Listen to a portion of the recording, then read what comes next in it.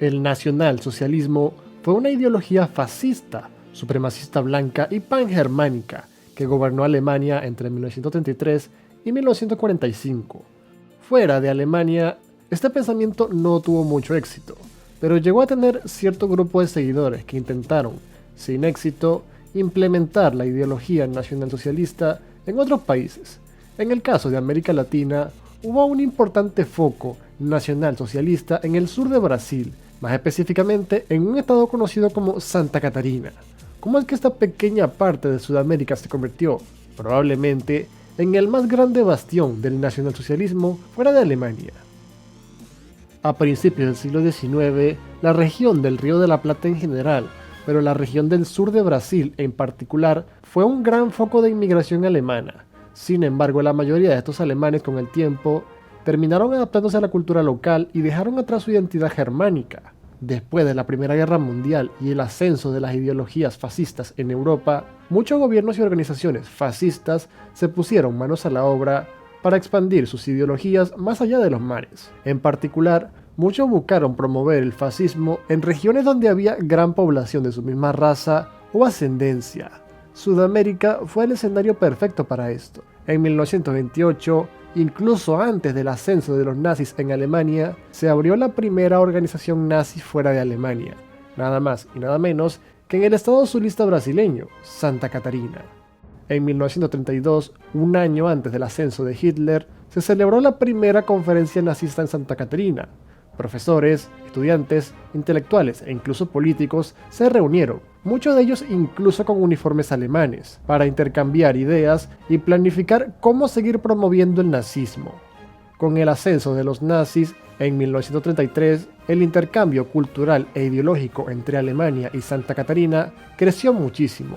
A través de las escuelas alemanas, las embajadas y los consulados, los nazis buscaron inculcar a los más jóvenes las características y las virtudes de la ideología nacionalsocialista, de la raza germánica, del gobierno de Hitler, y cómo no de las perversiones y de la amenaza que significaban los judíos. Se realizaron muchas actividades, se celebraron muchas festividades, incluso se llevaron a cabo muchos actos personales, como bodas o fiestas con temática nazista.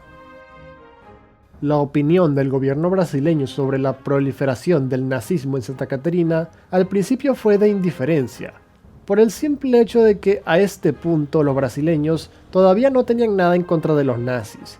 De hecho, Alemania era uno de los principales socios comerciales de Brasil, además que los nazis eran socialmente conservadores y anticomunistas, lo cual resultaba atractivo para muchos brasileños, incluso si muchos de ellos no estaban de acuerdo con eso de la raza germánica. Además, también los nazis en aquella época gozaban de gran popularidad por haber terminado con la hiperinflación de Weimar y por llevar a su país a lo que parecía ser un gran periodo de prosperidad económica.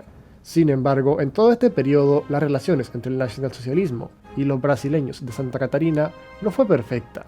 En primer lugar, los nazis buscaron restringir fuertemente la mezcla de razas, lo cual no tuvo un buen impacto en un país tan mezclado racialmente como Brasil. Los inmigrantes alemanes eran considerados socialmente superiores por ser alemanes 100% puros, mientras que los brasileños descendientes de alemanes estaban más abajo de la jerarquía social. Mientras más lejana fuera la ascendencia alemana, más inferior se era.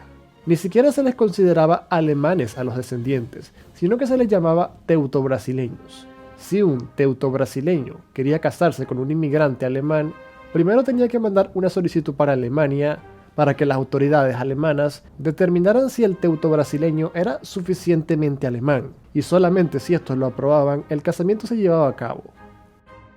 En 1937 se estableció una dictadura en Brasil dirigida por Getúlio Vargas. Esta dictadura, de corte fuertemente nacionalista, fue muy hostil contra ideologías consideradas extranjeras y peligrosas, como el comunismo o el nazismo, por lo que los partidos y las asociaciones nazistas de Santa Catarina fueron disueltas.